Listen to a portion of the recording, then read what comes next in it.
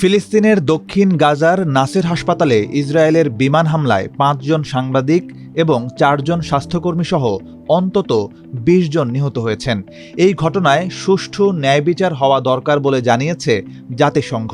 British সংবাদ মাধ্যম বিবিসির প্রতিবেদন থেকে এই তথ্য জানা গেছে। ২৫ আগস্ট গাজার নাসের হাসপাতালে প্রথম বিস্ফোরণে মার্কিন সংবাদ মাধ্যম রয়টার্সের একজন ক্যামেরা পার্সন নিহত হন। তিনি হাসপাতালে সিঁড়ির পাশে লাইভ সম্প্রচার পরিচালনা করছিলেন। প্রায় ১০ মিনিট পর একই স্থানে পুনরায় হামলা চালানো হলে ঘটনাস্থলে ছুটে আসা সাংবাদিক ও উদ্ধারকর্মীরা নিহত হন। প্রত্যক্ষদর্শীরা জানিয়েছেন, প্রথম হামলার পর আহতদের উদ্ধার করতে গেলে দ্বিতীয় বিস্ফোরণ সরাসরি তাদের লক্ষ্য করে চালানো হয়।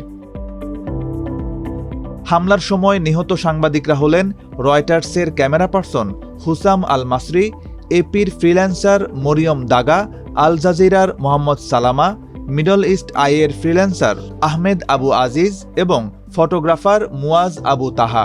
এছাড়া আহত হয়েছেন রয়টার্সের আলোকচিত্রী হাতেম খালেদ।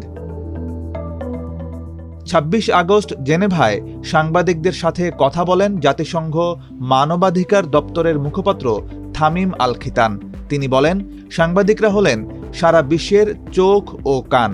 আমাদের অবশ্যই তাদের রক্ষা করা উচিত। দক্ষিণ গাজার এই বিমান হামলার ঘটনা তদন্ত করা খুবই জরুরি এবং দায়ীদের অবশ্যই বিচারের আওতায় আনতে হবে। কারণ অতীতে ইসরায়েলের করা হামলার এখনও বিচার হয়নি বা কোনো প্রকার জবাবদিহিও আমরা দেখতে পাইনি। এদিকে ইসরায়েলের প্রেসিডেন্ট বেনিয়ামিন নেতানিয়াহু এই হামলার ঘটনাকে দুঃখজনক দুর্ঘটনা বলে অভিহিত করেছেন। তবে ইসরায়েলি সেনাবাহিনী আইডিএফ তাদের প্রাথমিক তদন্তে দাবি করে হামলার মূল লক্ষ্য ছিল হাসপাতালের পাশে হামাসের একটি ক্যামেরা, যা তাদের সেনাদের নজরদারিতে ব্যবহার করা হচ্ছিল। আইডিএফ জানায় তারা ৬ জন নিহতকে সন্ত্রাসী হিসেবে চিহ্নিত করেছে। তবে রয়টার্স ও অ্যাসোসিয়েটেড প্রেসের সাংবাদিকরা তাদের হামলার লক্ষ্য ছিলেন না। এদিকে ইসরায়েলের প্রধানমন্ত্রী বেনিয়ামিন নেতানিয়াহু এই হামলার ঘটনাকে দুঃখজনক দুর্ঘটনা বলে অভিহিত করেছেন।